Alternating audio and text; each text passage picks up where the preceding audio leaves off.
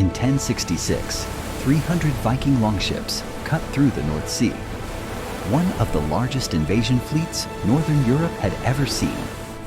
Harald Hardrada, the last great Viking king, was sailing to take England by force, 11,000 warriors at his back.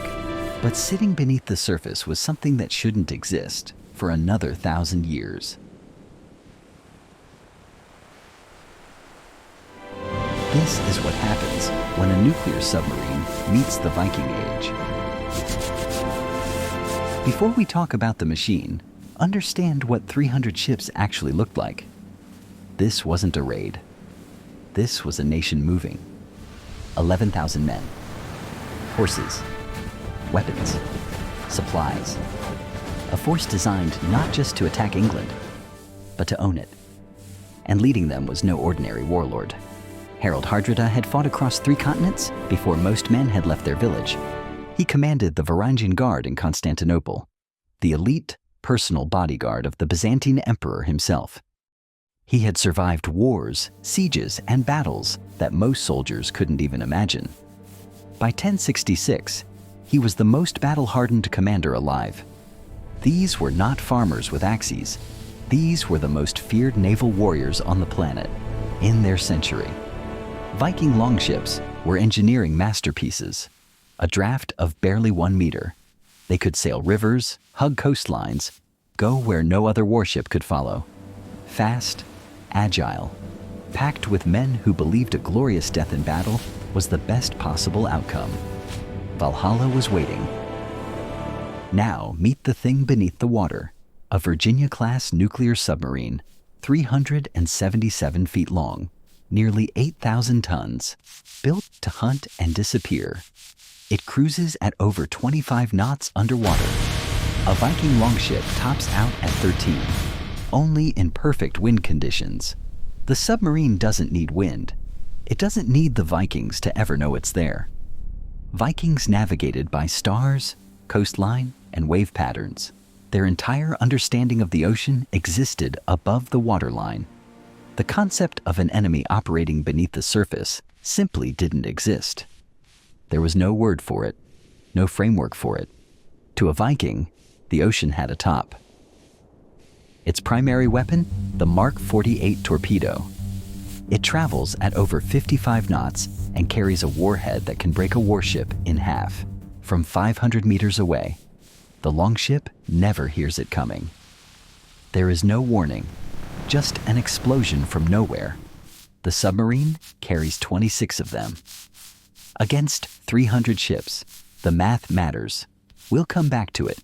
It also carries Tomahawk cruise missiles, but against wooden longships on open water, it barely needs them. Here's what makes this truly terrifying. The submarine doesn't even need torpedoes for wooden ships. Its wake alone could capsize them. Now the scenario. North Sea, 1066. The fleet is mid-crossing toward England. Full sail. Full confidence. One Virginia-class submarine, full weapons loadout, standard crew. No resupply, no backup, no satellite communications. One objective, stop the invasion before it reaches English shores. The submarine moves into position silently.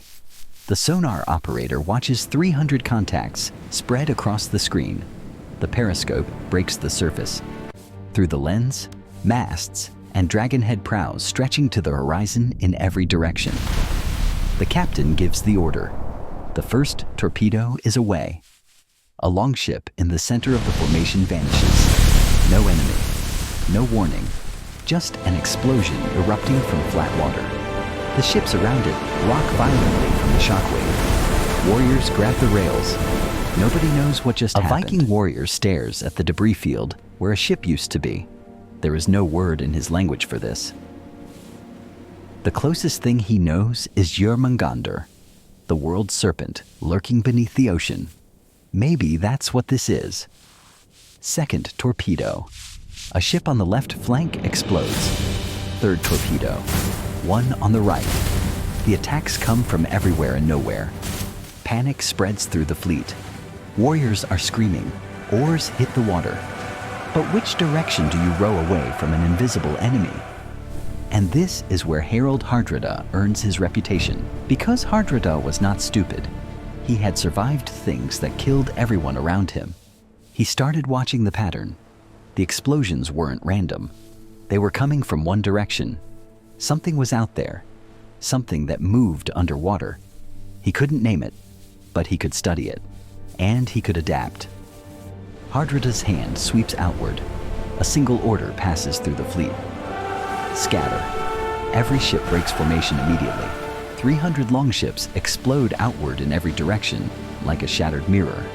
The tight formation becomes chaos, deliberately. On the submarine's sonar screen, 300 contacts fan out across the display. The operator stares. This just got complicated. The submarine can only chase one group at a time. While it hunts one cluster, 290 ships keep sailing. But Hardrada isn't done. He knows the attacks came from deep water, so he heads for shallow water. Viking longships had a 1-meter draft. They could sail in water so shallow, a man could stand up in it. The submarine needs 50 meters minimum to operate safely. Coastal shallows aren't just inconvenient, they're impassable. Longships peel off toward the coastline, into fjords, into river mouths, into waters the submarine physically cannot enter. The submarine sits at the edge of navigable depth, watching contacts disappear into shallow water it can never follow. Some Vikings hug the rocky coast so tightly they're threading between boulders, completely untouchable.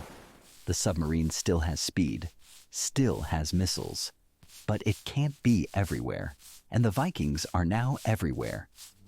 Here's the line that changes everything. The submarine has overwhelming power. What it doesn't have is omnipresence.